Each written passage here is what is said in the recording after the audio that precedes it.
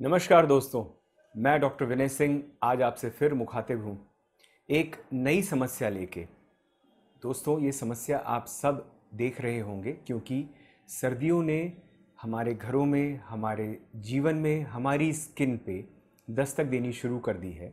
और साथ ही साथ दोस्तों, कितना पोल्यूशन हो गया है दिल्ली एनसीआर में और आसपास के जो क्षेत्र हैं, राजस्थान, हरियाणा, यूपी, सब जगह इतना पोल्यूशन है। क्योंकि मैं एक स्किन स्पेशलिस्ट हूँ, चर्म रोग विशेषज्ञ हूँ, तो मैं इस तरह की जो सर्दी और पोल्यूशन है, प्रदूषण के दुष्प्रभाव से ग्रसित लोगों को रोज़ मैं देखता हूँ, उनको ट्रीट करता हूँ, उनको समझाता हूँ। तो मैंने सोचा मैं आपसे भी कुछ बातें शेयर कर सकूँ जिससे सर्दी और प्रदूषण का जो प्रकोप है, जिसको कि हम रोक नहीं सकते, उससे हम बच सकें।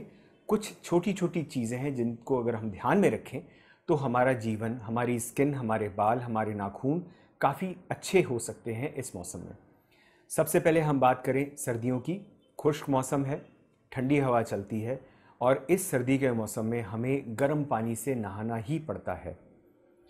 चाहे वो हम गीज़र से नहाएं, चाहे हम किसी भी तरीके के गर्म पानी से नहाएं, हमें नहाना पड़ता है क्योंकि सुबह सुबह ऑफिस जाने के लिए बहुत ठंड होती है और लोगों के पास इतना समय नहीं होता।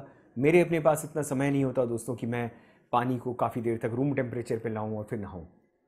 जिन लोगों की स्किन बहुत ज़्यादा शुरू से ड्राई है और सर्दियों में आते आते और भी ज़्यादा ड्राई हो जाती है, उनके लिए मैं एक बहुत सिंपल सा टिप देता हूँ कि आप कभी भी शावर से ना नहाएं, नंबर 1। नंबर 2, हमेशा बकेट लेकर के नहाएं। शावर से इसलिए नहीं क्योंकि जितनी ज़्यादा बूंदें होंगी उनका एरिया, सरफेस एरिया हर बूंद का अलग होगा और उस हिसाब से वो आपके बॉडी के ऊपर से जो एक तैलीय लेयर है या एक मॉइस्चर की लेयर है, उस लेयर को वो हटाती हुई चली जाएंगी। दूसरी बात, बकेट से नहाने में क्या है कि जब हम बकेट से नहाते हैं तो वो काफ़ी ज़्यादा मात्रा में पानी हमारे शरीर के ऊपर जाता है जिसका कि सरफेस एरिया कम होता है। ये उल्टी बात है, बूंदों का सरफेस एरिया ज़्यादा होता है, बकेट में जो मग से हम पानी लेते हैं उसका सरफेस एरिया कम होता है। साथ ही साथ उस बकेट में हम मान के चलते हैं 20 लीटर की एक बकेट है तो उसमें आप लगभग 1 चम्मच बेकिंग सोडा, जो सभी घरों में मिलता है, हर किचन में मिलता है, बेकिंग सोडा डाल दें।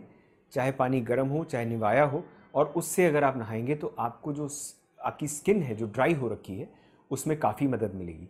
साथ ही साथ दोस्तों, आप नहाने के बाद कभी भी अपने शरीर को रगड़ के ना साफ़ करें, तौलिए से रगड़ के ना साफ़ करें। क्यों? क्योंकि हमने अभी अभी अपने स्किन के ऊपर गर्म पानी डाला है और वो सॉफ्ट एंड सपल हो गई है।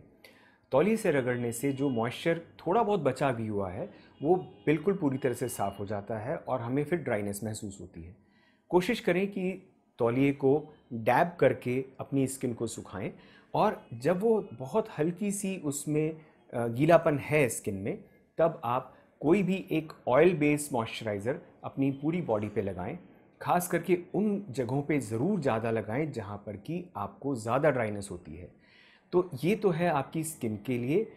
अगर हम नाखूनों की बात करें दोस्तों, तो नाखून भी हमारे बहुत ड्राई हो जाते हैं। जिन लोगों की बॉडी में विटामिन B12 या बायोटिन की कमी होती है, उनके नाखून और बाल भी बहुत ज़्यादा ड्राई और फ्रिजी हो जाते हैं, ब्रिटल हो जाते हैं इस मौसम में।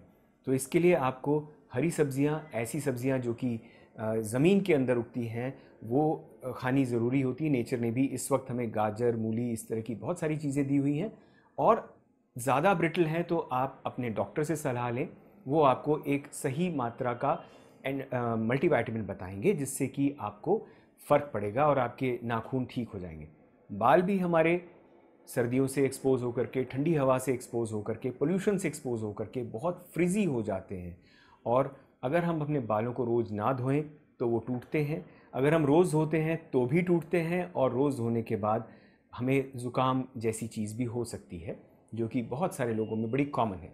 तो इसके लिए हमें क्या करना चाहिए दोस्तों? जब भी हम अपना सर धोएं तो एक कंडीशनर ज़रूर इस्तेमाल करें। सर धोने के बाद, शैम्पू के बाद अलग से कंडीशनर इस्तेमाल करें जिससे वो एक लेयर बना देगा आपके बालों के ऊपर, जो फ्रिजी नहीं होंगे, ड्राई नहीं होंगे, इंटैंगल्ड नहीं होंगे, आपस में उलझ करके टूटेंगे नहीं।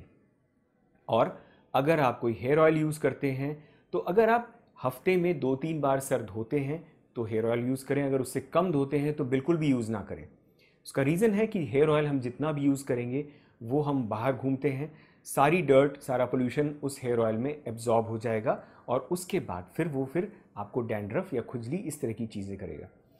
और कोई प्रॉब्लम होती हो आपको तो दोस्तों ज़रूर अपने डॉक्टर से सलाह लें। आप मुझसे भी सलाह ले सकते हैं। इस चैनल के द्वारा आप मुझसे संपर्क कर सकते हैं। धन्यवाद।